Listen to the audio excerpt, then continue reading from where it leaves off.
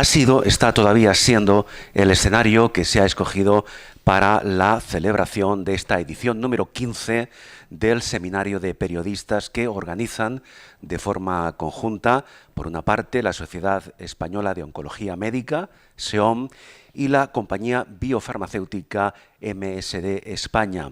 Con este seminario se pretende fomentar de alguna forma el diálogo, fomentar la reflexión con los medios de comunicación, con nosotros en definitiva, sobre la investigación del cáncer en su más amplio espectro. En esta ocasión, el evento aquí en la sede del Hotel Olivia, en pleno centro de Barcelona,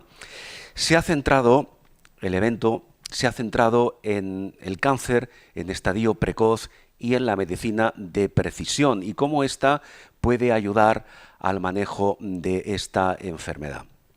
El encuentro ha contado con diferentes especialistas en oncología que han ofrecido una perspectiva actual, profunda en muchos casos, tanto del diagnóstico como del tratamiento precoz del cáncer.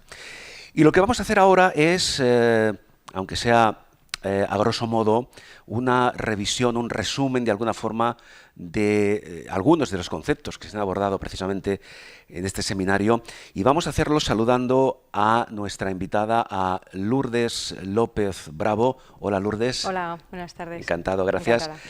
Lourdes López Bravo es directora ejecutiva de investigación clínica precisamente de MSD España. Acabo de comentar, Lourdes, que es la edición número 15, ¿verdad? Sí. ¿Qué representa haber llegado a esta cifra importante? Bueno, para mí representa el compromiso que tiene la compañía con dar transparencia y visibilidad a todo lo que estamos haciendo en investigación y ayudaros, ¿no?, a dar difusión de todos los mensajes y formar también a los medios, ¿no? Yo creo que ese es el objetivo y yo creo que bien cumplido, ¿no?, después de 15 años. No, por supuesto, hemos de felicitar a la organización por este número importante de ediciones. Claro, hablamos de que, como su título indica, es un seminario para periodistas. Bajo la perspectiva, en este caso, de MSD España, y ahora no vamos a hablar de formación a nivel clínico, sino a nivel de medios de comunicación, ¿verdad? ¿Cómo está valorada la formación de los medios para abordar temas tan específicos, pero tan importantes como es en este caso el cáncer? A ver, yo creo que es fundamental la formación de los medios y no tanto a lo mejor me voy a centrar en este momento en lo que es el cáncer, ¿no? Yo me voy a ir a 3 años atrás, cuando estuvimos sufriendo la pandemia. Había una gran desinformación en cuanto en mi área de expertise, ¿no?, lo que es un ensayo clínico, y yo creo que es fundamental el poder ayudaros a divulgar esta información para que vosotros podáis dar información veraz a las personas que al final están leyendo, ¿no?, o están escuchando lo que vosotros decís y que, bueno, sabéis que realmente tiene un impacto en la población. Entonces yo creo que es fundamental. Claro, por supuesto, los medios de comunicación en general son la vía de difusión de muchos conceptos, aunque, por ejemplo, en el caso de los ensayos clínicos, como no somos clínicos, y valga la redundancia, a veces nos cuesta un poco entender todo el proceso, ¿verdad? Las diferentes fases, diferentes niveles. ¿Qué importancia tiene todo el proceso, no solo en cáncer, hablamos en general, el proceso desde que se inicia un ensayo clínico hasta que llega a su culminación? Bueno, pues es fundamental, como hablábamos hoy en el seminario, el conocer lo que estamos haciendo en ensayos clínicos en las diferentes fases, ¿no? Porque nosotros hablamos muchas veces estamos tratando, en concreto a los pacientes de cáncer, ¿no? Estamos tratando a los pacientes en ensayo clínico con los fármacos del futuro. Y muchas veces dices, bueno, ¿y eso qué significa, no? Significa que los pacientes que están recibiendo hoy un tratamiento, hasta dentro de 7 u 8 años ese fármaco no va a estar comercializado, no va a estar en el mercado y esta estrategia de tratamiento no va a estar disponible, ¿no? Entonces, estamos ahora recopilando toda esa información que es necesaria a través de las distintas fases del ensayo clínico. En las fases 1 pues, son información de seguridad, fundamentalmente. En las fases 2, seguridad, eficacia, búsqueda de dosis. Y las fases 3 son las fases que ya se expanden a muchos más pacientes, se incrementa el número de pacientes para poder registrar el fármaco en las agencias reguladoras, ¿no? Poder presentar ese dossier de registro. Entonces, bueno, son etapas fundamentales, pero lo que quiero incidir es que son procesos largos que requieren de muchísima información, que es fundamental recoger esa información para poder presentar datos de calidad. Claro. Luego, en algunos casos, por suerte no en todos, resulta que al final algunos ensayos clínicos se descartan por la razón X que sea, ¿verdad? O sea, a ver, fundamentalmente hay dos motivos por los que se descarta un fármaco en investigación, y es por falta de seguridad o por falta de eficacia. Claro. Ese es el objetivo fundamental, porque un fármaco no acaba progresando. Claro, falta de seguridad y falta de eficacia, que son dos razones de peso válidas, efectivamente. Claro, no hemos de olvidar que algunos ensayos clínicos tienen un coste elevadísimo, claro. Sí, o sea, el coste de... Claro, pero es un riesgo que hay que correr, ¿no? Sí, o sea, si no nos arriesgamos, no avanzamos, no innovamos, ¿no? Y nuestro compromiso como compañía biofarmacéutica es seguir trabajando, innovando, a riesgo de saber que algunos fármacos no van a llegar al final, pero estos fármacos nos dan muchísima información, o sea, hay que decir que no es información que se pierde, es información que tú sigues acumulando para seguir generando nueva información. Es decir, que un ensayo clínico, entre comillas, que fracase, no se pierde. No. Eso sirve como elemento de progresión para un futuro ensayo clínico, ¿verdad? Correcto, es así. O sea, y desarrollo de nuevas moléculas, ¿no? Y aquí vuelvo a hacer referencia al proceso de desarrollo de las vacunas del COVID, ¿no? Todo el conocimiento acumulado del desarrollo de otras vacunas nos ha ayudado a ser muy rápidos en producir esas vacunas y tener la información. Y en el caso concreto, Lourdes, del cáncer, cáncer en general, el ensayo clínico es incluso más importante, tiene un peso específico más importante, lo digo por la gravedad y las consecuencias de esta patología. Sí, sobre todo porque en el tema del cáncer normalmente es la última esperanza para muchos pacientes, ¿no? Dependiendo del estadio, hoy hemos hablado de los estadios tempranos, ¿no? Pero si nos vamos a los estadios más avanzados, hay muchos pacientes que ya llevan 3, 4 líneas de tratamiento y no hay otra opción. O sea, la única opción disponible es el poder ser tratado bajo un nuevo fármaco en investigación y es el ensayo clínico. Claro, porque pacientes ya con una patología, en este caso de cáncer avanzada, no todos ellos pueden participar en un ensayo clínico. Expliquemos, a grosso modo, qué protocolo se sigue para que un paciente pueda participar en un ensayo clínico. Sí, bueno, pues como bien dices, hay un protocolo que está definido, fundamentalmente lo que son unos criterios de inclusión y exclusión, que son los que limitan la participación de un paciente, ¿no? Es importante definir esos criterios de manera muy clara, que esos criterios se cumplan a la hora de reclutar, porque eso es lo que va a servir para luego poder usar esos datos para el registro del fármaco posteriormente o decidir no seguir adelante con él. Sería interesante también comentar, al margen de esto que ya hemos dicho, qué beneficios puede obtener el paciente, o en plural pueden obtener los pacientes que participan en ensayos clínicos, enfocado en general y centrándolo también desde el punto de vista del cáncer. Vale. Por puntualizar, el beneficio siempre es potencial. O sea, nuestro objetivo es que haya un beneficio. No siempre lo hay para esa persona directamente, pero va a haber un beneficio posterior para la población, que eso es lo que es importante. Entonces, nosotros hablamos muchas veces de la generosidad de los pacientes, porque van buscando muchas veces ese beneficio, no solo para mí, sino para que estos datos puedan generar un beneficio para las siguientes generaciones o otras personas que se puedan beneficiar. Es decir, perdón, cuando un paciente, después de ese protocolo, se sumerge, digámoslo así, en un ensayo clínico, no tiene garantías en absoluto de que el beneficio vaya a producirse. A veces no es así. Dependiendo, claro, un poco del estadio también de la fase del ensayo clínico. Es decir, cuando un paciente entra en un estudio en fase 1, estamos recogiendo datos. Los únicos datos que tenemos son datos preclínicos que nos avalan el poder poner en marcha el ensayo, pero estamos en una fase muy temprana y estamos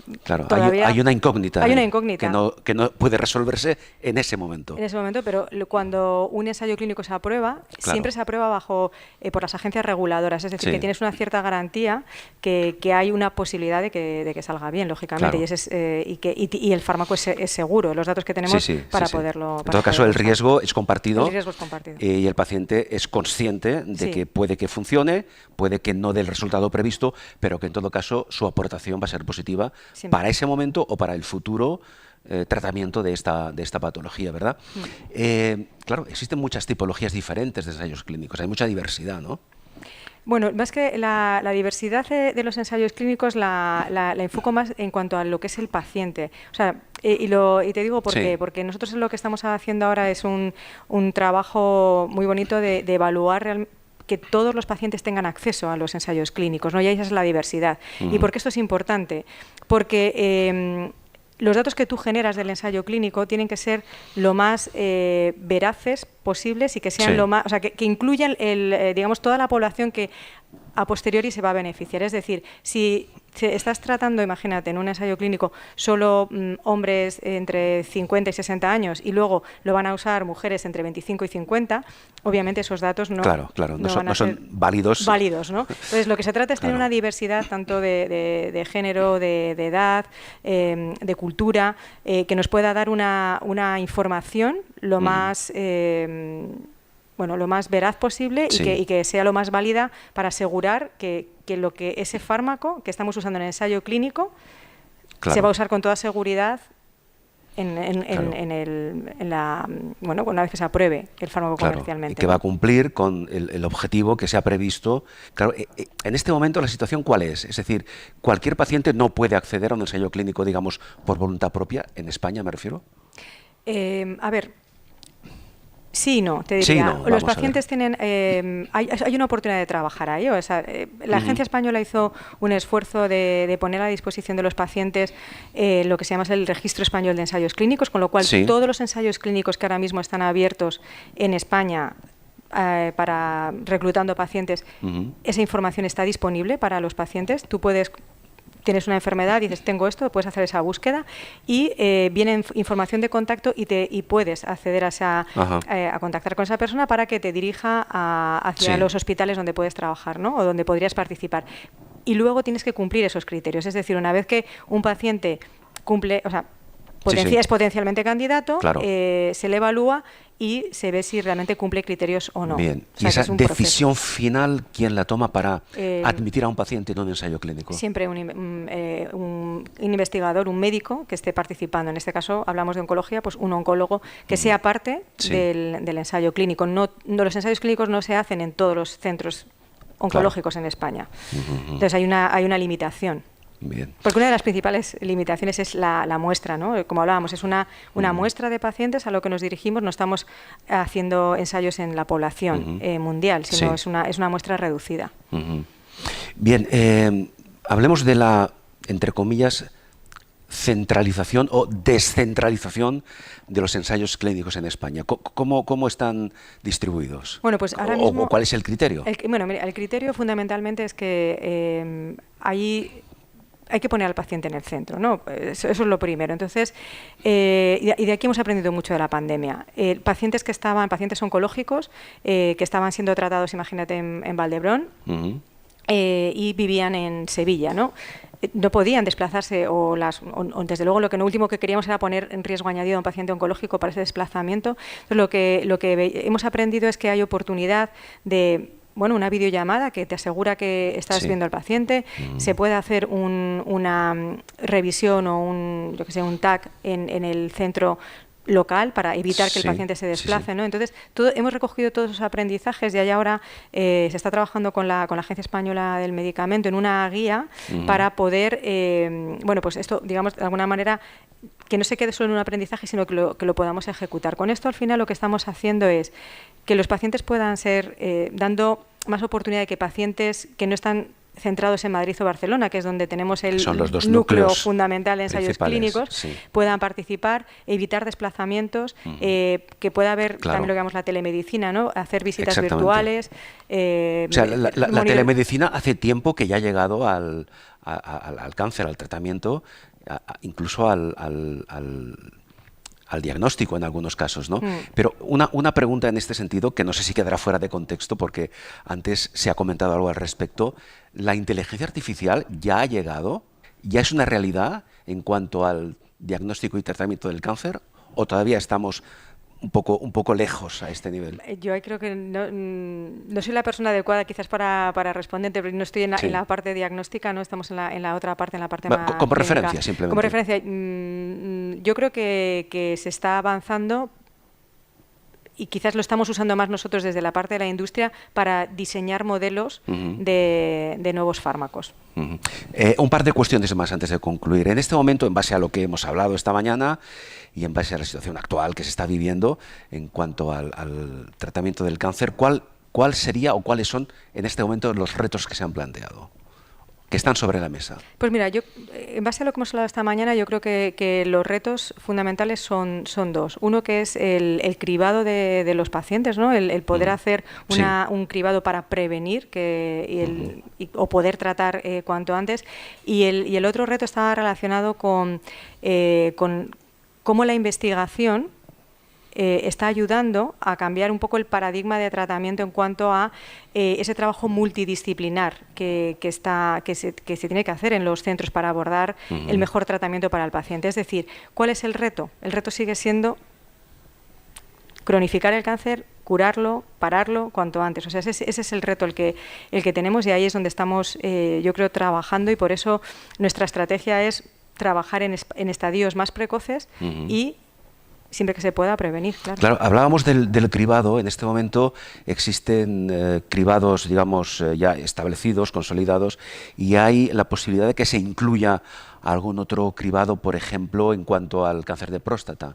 Esto, en el calendario se prevé a corto plazo que esto pueda ser factible. Carles, no tengo la información, porque esto entiendo que pasa más por la parte más de la administración pública. Nosotros desde la industria pero quizá como expectativa, ¿esto cómo revertiría en el tratamiento precoz del cáncer?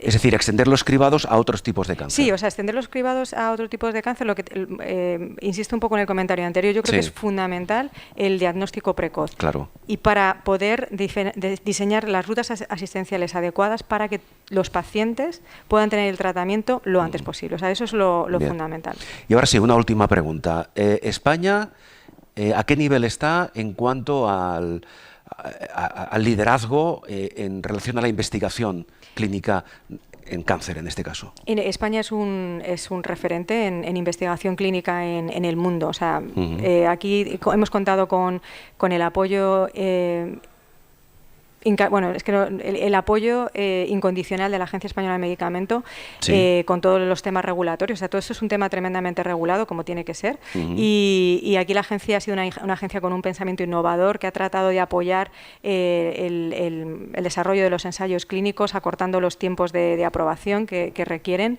La Administración ha dado el apoyo adecuado también para que se lleven a cabo, y también contamos, yo creo, con la excelencia científica. O sea, el nivel de investigación, de compromiso que hay en España es bastante único, ¿no? Y bueno, contamos con los mejores profesionales, y esto ha hecho que tengamos muchísima presencia tanto en ensayos clínicos como líderes científicos, que esto es importante, que están diseñando esos protocolos para que los pacientes puedan participar en los ensayos de manera conjuntamente con las compañías, ¿no? Están ellos ahí dando su opinión, su voz, para que se lleve a cabo, para que tenga una representación, como decíamos antes, y puedan llegar a los pacientes que realmente lo necesitan. Pues sin duda yo creo que seminarios como este son muy útiles y nos ayudan en general a los medios a entender y a ser más corresponsables en cuanto, sobre todo, a la difusión de datos como los que aquí hoy se han comentado, con absoluta fiabilidad por parte de los expertos